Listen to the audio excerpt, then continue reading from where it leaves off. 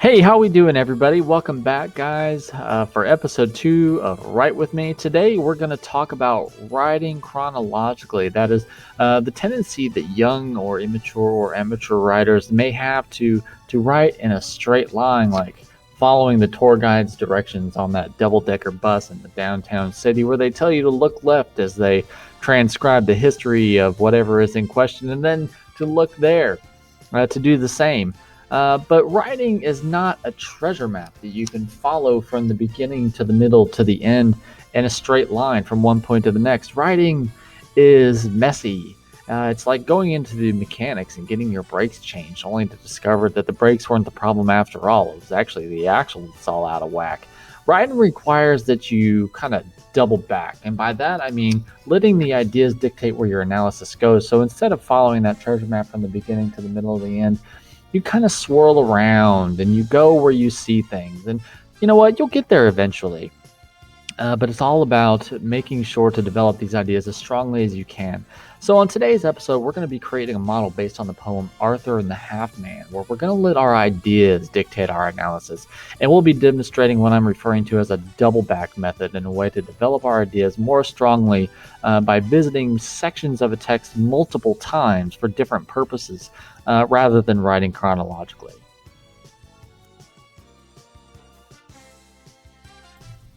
Hey guys, we are talking today about the doubleback, a writing technique that we can implement to prevent ourselves from thinking in straight lines. And that way we can revisit portions of text that we need to look at to elaborate on our ideas. We allow our ideas to dictate what direction we go in the car, as opposed to letting Siri tell us where to go. You ever use Google Maps and they tell you to turn left, but somehow you just know better, and instead you turn right because you know for a fact that that's going to get you where you need to go just that much faster. Just don't tell your wife that's what you're doing. So we're going to look at Arthur and the Half Man, which is a poem basically about procrastination. Focuses on King Arthur being tired from his work at Camelot, his work as a king, and he wants to take a rest, but a wicked, nasty, evil villain rears his mean old nasty head while he's trying to take a nap amongst the trees along the river and challenges the king. However, Arthur's tired. He's spent his whole lifetime proving himself, becoming the king of England and uniting the Brits. And he's tired, and he sees this foe poses very little threat at first. So he puts it off and says, "Nah, I don't feel like it today." But with each rebuke, the foe becomes just that much more powerful, and so then Arthur has to deal with the problem of his own creation. Today we're going to construct the analysis by using that double back. Contrasting with chronological writing, like we said, dictates that I go from beginning to end. The double back will allow me to visit same sections of the text. It will allow me to revisit the same section of the text multiple times by elaborating on different aspects or different ideas in that portion. So here's our prompt. How does author's refusal to fight the half-man create the theme of not putting off your problems? Now, I put off problems all the time. Don't get me started on the dishes. That's primarily why I wash 3 to 4 loads every night before I go to bed rather than one. I will link the poem in the description below for your reference. So let's get this thing started. So the first thing I always tell my students to do is to rephrase that prompt into a question. This one was already a question. So then my first sentence should be an answer to the question. So the question was, how does his refusal of the half-man create the theme not putting off problems? Well, in the end, it turns out that Arthur had to use every ounce of strength and valor in his disposal in order to defeat this wily foe. So that's where I'm going to start. The idea of putting off his problems, in the end, he says to strike swift, make no delay, boast not thy strength. So he was mad at himself. He rose up for shame because he had put this thing off for so long. So how does he refusal create the theme of putting off your problems? All right, so the poem... Wow, that was just wrong off the bat. Remember, I'm going to start talking to myself, so if it seems like I'm talking to 3 different people, that's because there's 3 of me sitting here at the same time. So I'm also going to make a lot of mistakes. Sometimes I'll correct them, sometimes I won't. Just bear with me, and your OCD will thank you later. The poem, Arthur and the Half-Man, I should also note that my capitalization will not work. I should also note that I have set up my thing for Times New Roman 12-point font, and instead of double, I've done 1.5. I feel like in this situation, 2.0, what you should be doing, is a little excessive, so I stick to 1.5. I feel like you get the space, and it just looks a little prettier. There we go. So I'm going to put that back up there. Now you know. All right, the poem Arthur and the Half Man focuses on King Arthur and his refusal to accept the challenge. Oops, I'm full of mistakes today. Set before him. The consequence of this. Now, I'm going to do something that you may not have thought of. I'm going to go to the end of this. Is the realization that one should, quote, boast not thy strength, make no delay. And that is line, make no should be 2 words, not 1. Since I'm in a place where I don't have a thought necessarily coming after this. I'm going to recite this, which is line 43. So I'm going to put 43. Since it's in lines, I don't feel the need to put line. If your teacher tells you to put line 43, then guess what you got to do? You got to put line 43. I'm not going to put that down. I'm just going to put the line number. It saves me a little bit of time. But whatever your teacher says is right there. The consequence of this realization is that one should. So I'm also going to go back and reread what I write sometimes, just because in this situation where my thought got interrupted, I want to make sure that I remind myself where I'm at. The consequence of this realization is that one should boast not thy strength, make no delay. Okay. This understanding of thing challenges came after Arthur refused to face his foe first. So I'm gonna go through the refusal. So I'm gonna go kind of beginning, middle, and end from the first instance, the second instance, and then the third instance. I'm gonna focus on that, and then I'm gonna go back and double back. Essentially, I'm gonna go double back on this and revisit those. And that's first. He says he laughs.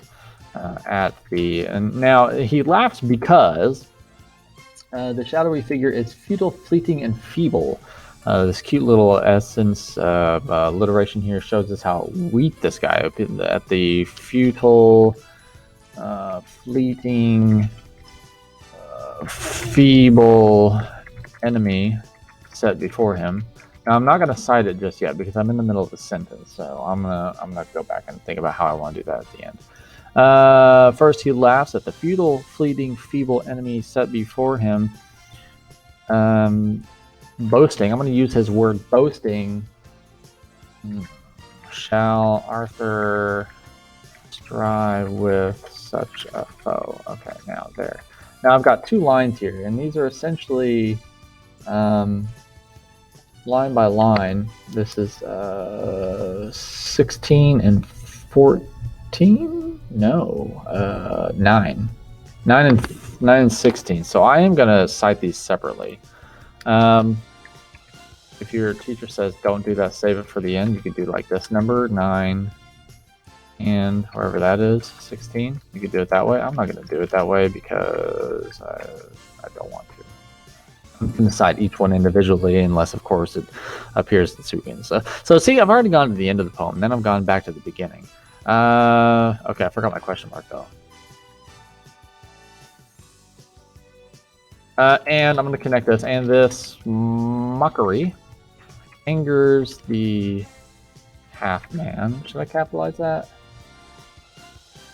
No, it is not capitalized in the poem, ergo I shall not. The half man, he grows in strength, right? Waxed huge and black against the sun. That is line 18. The half man waxed huge and black against the sun, and I said that was 18. Having grown stronger, I'm going to use this transition phrase to link Arthur No, I'm going to say despite having, because I'm talking about his reluctance to accept the challenge. At first, he did this, having grown in strength. The second, I said first, and now I need to say second. The second challenge from the half man. Don't capitalize it. Half man earns yet another refusal from Arthur, who claims that his hardihood is proved, right? Is proved and known. That is line 24 and 25. Who claims my hardihood is proved and known. What did I say that was? 24 and 25? So 24-25. Your teacher might tell you to do 24-5. I don't know, but do whatever they say. It's proved and known. All right. So these, I'm going to use the word refusals. I need to change it because I used refusals fairly recently, right there in the previous line. I don't like having both of those next to each other, but I'm just going to use this so I can keep moving. I never want to stop writing. When I'm writing, I want to make sure that my pencil is always moving along, always making those happy noises it makes. So I'm just going to keep rolling along, okay?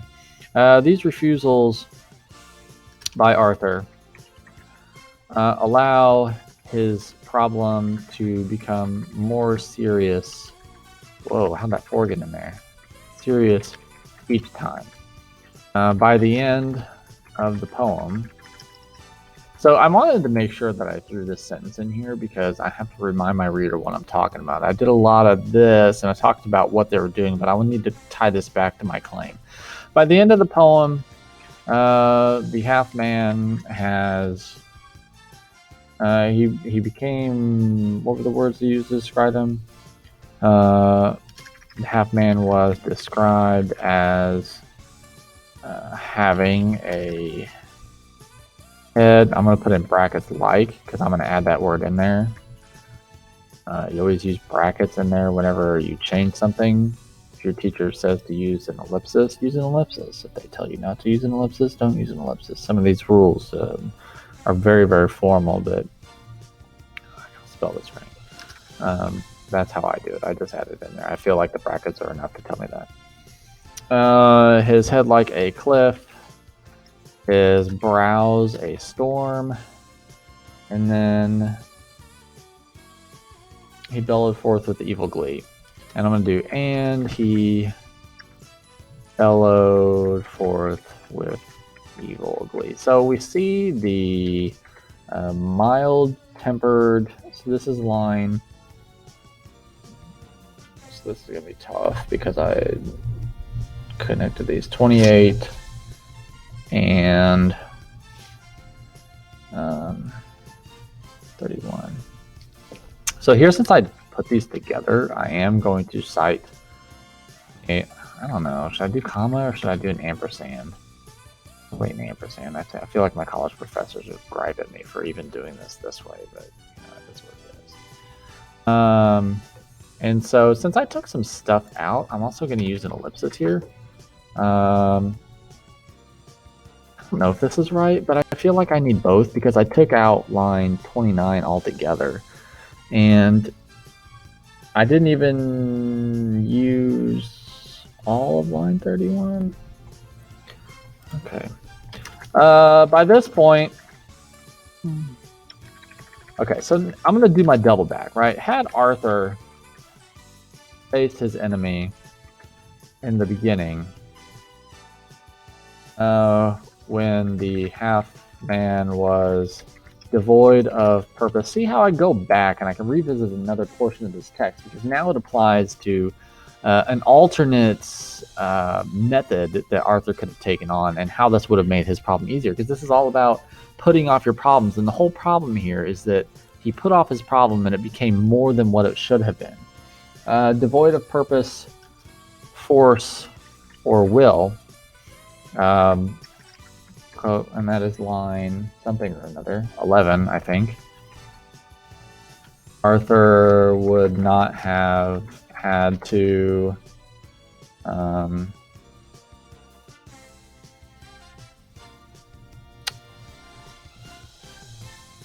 taxes vaulted strength.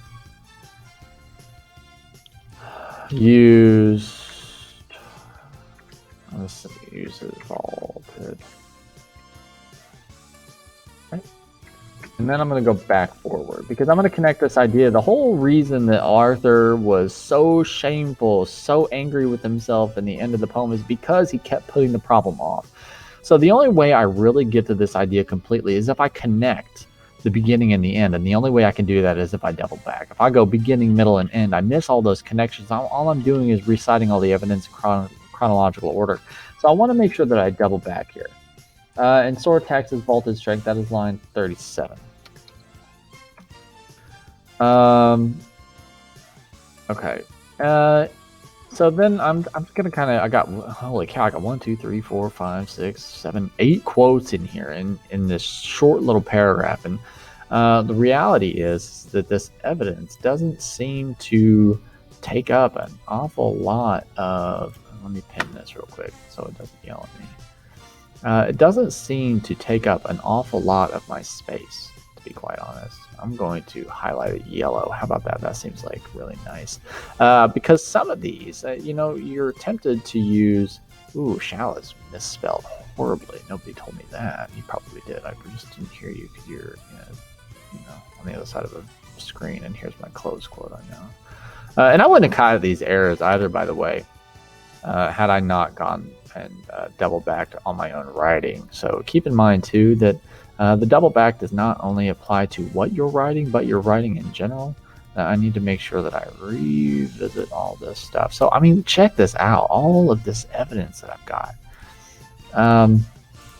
So I could do I could do that, but I'm clever. I'm not gonna do that because of his procrastination. Arthur goes for very shame. That is line 3. And recited the words of his enemy that he was indeed a fool for not rising challenge, providing the advice. The right one? Is it this one? The advice that one should strike swift. Quote, fine. Alright, so check it out. I decided that, but since I used only a few phrases here, I was able to integrate far more evidence than I otherwise would have. And that's kind of the beauty of this. I'm going to indent because you should always indent with this kind of, so I'm going to go back here with this kind of writing, journalistic writing. Does he hyphenate that word, Hardyhead? I don't think he does. No, so I'm going to keep it. Word doesn't like it, but it doesn't matter what word likes. So now my next step, let's zoom out just a touch. My next step here is to go back to my own writing. It says, the poem Arthur and the Half-Man focuses on King Arthur and his refusal to accept the challenge set before him. Okay, so here's my claim. Consequences of this realization that one should boast not thy strength, etc., etc. Bold, underline. That's my claim, essentially, right? So my prompt was, how does Arthur's refusal to fight the Half-Man create the theme? All right, so here's my statement of the theme, okay? This understanding of accepting challenges came after he's refused to face his foe. First, he laughs and and this mockery makes the Half-Man wax huge. So here's my connection here. This is the result of his procrastination. Despite having grown in strength, sends challenge from there, and yet another refusal from Arthur. Where it's hard to use these, the refusals allow his problem to become serious each time. By the end of the poem, this is what the end result is. And so you can see that I'm not only connecting back to my claim repeatedly, but when I use my double back, so I kind of start at the end here, and then I go back to the beginning, 9, 16, 18, and fast forward to 25. But then here again, here's my double back. where I make this connection. That's probably way too dark. Let's do this one instead. This one's so much prettier. Here's my double back. Bam, right there. This allows me to revisit a portion of the text I've already talked about. By doubling back and making this connection, it allows me to better develop my ideas here, and I really fully understand the consequences of his actions, of his refusal, by what happened in the end. And in the end, it was because if he would have faced him when he was weak and small, this battle would have been over and he probably could have taken a nap. But by the end, he used all of his strength and he felt shameful. And then he believed what the half man had said about him. So that is the double back, okay? The idea that instead of approaching my text chronologically, at some point I should go back to another portion of the text I've already talked about and make a connection between that and whatever my main idea is, okay? All right, well, I hope you guys found this video helpful. Make sure that you guys are practicing the double back several times. The first time may not work out for you. The second time will be better. The third time after that will be much, much, much better. Like I always like to say, my first draft is the first draft for a reason, because it's terrible. And the only way to get that first draft into another is to do it and do it again and do it again. So revisit it, guys. Practice the double back. I'll catch you in the next episode.